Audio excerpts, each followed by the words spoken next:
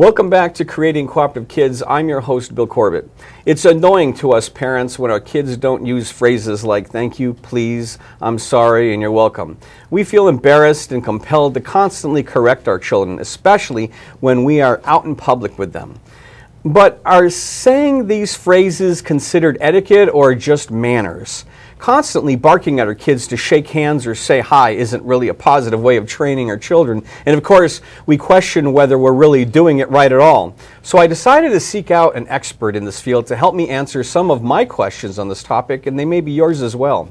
Joining me on the show today is a certified etiquette coach who has trained college students as well as corporate executives.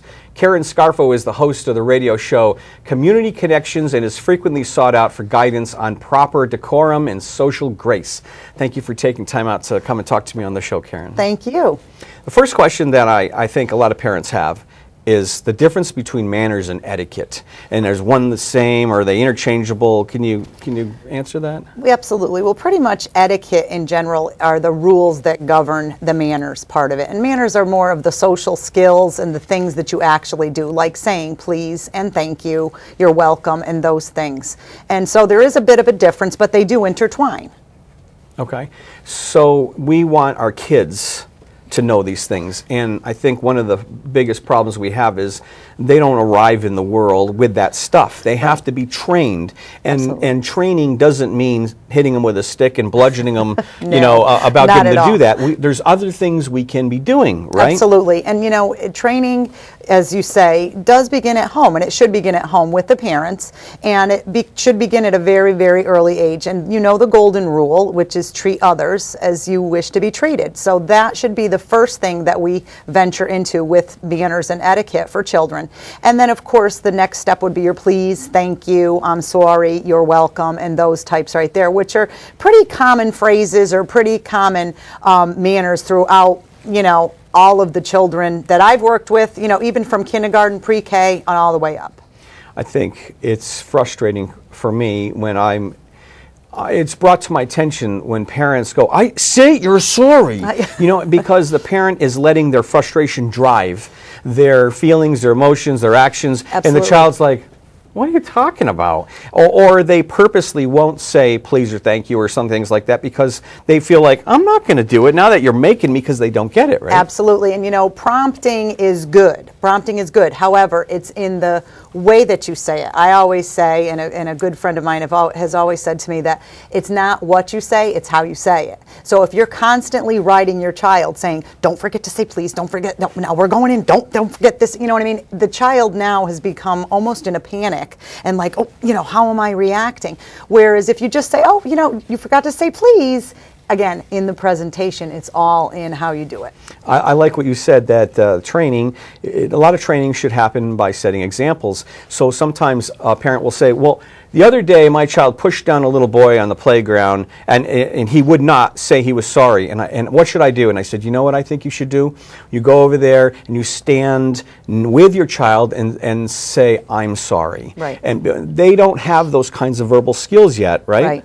Absolutely. And you know, they learn by example. So kind of the monkey see, monkey do type thing, especially with the younger children. So if they see mom saying they're sorry, or, you know, prompting them in a positive way, it often comes out better than just saying, just say you're sorry. You know what I mean? So again, it's all in the presentation.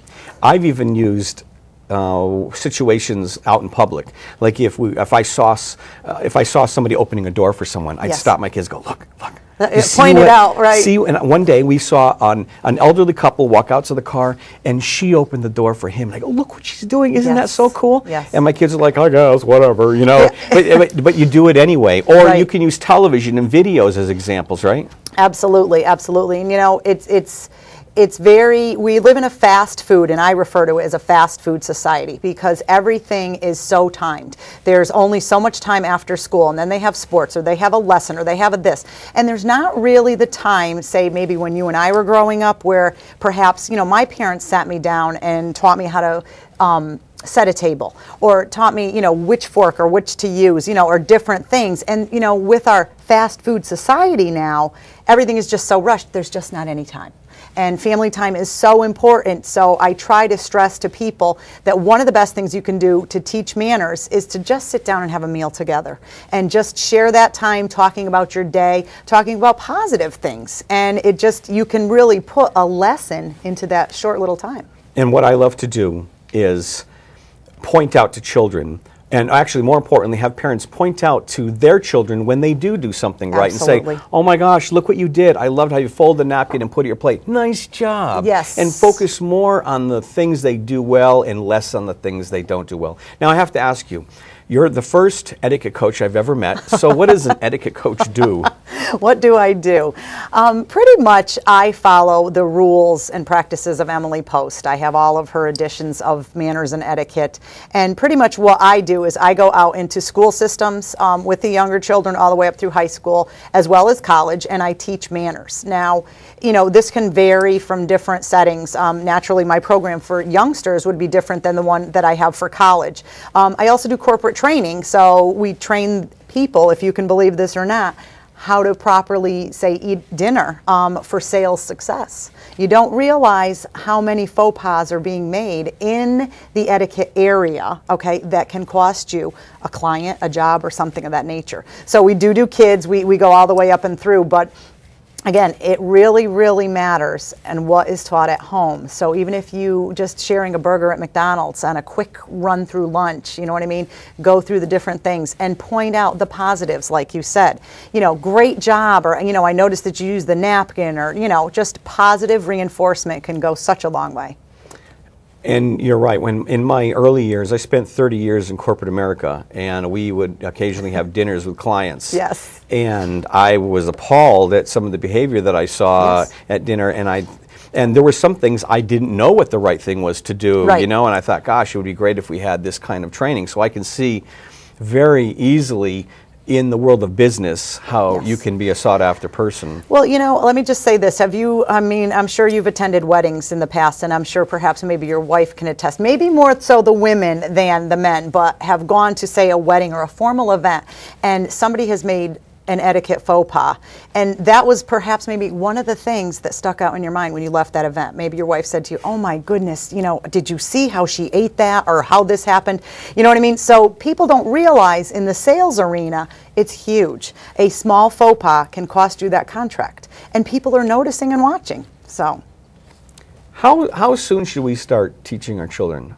absolutely from the minute that they're born.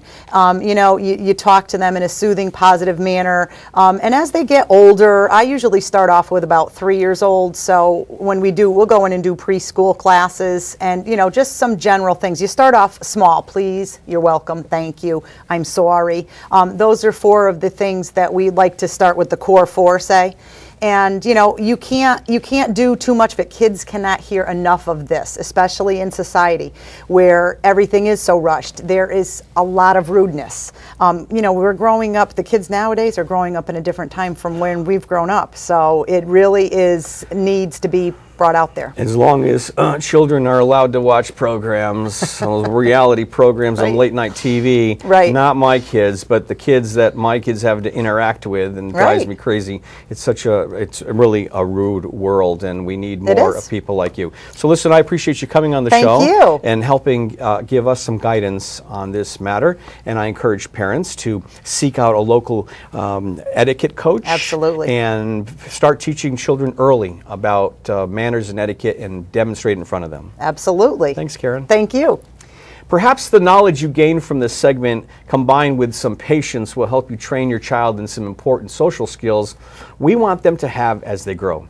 Keep in mind, though, that a child is a product of the adults who teach them and the environment in which they live. So be kind and patient as you help them adapt to the world around them. But what about teaching them how to respond when bad things happen to them? Coming up after the break, we'll be meeting an expert in the field of raising children who have resilience. Not sure what that means? Stay with me through the break so you can find out.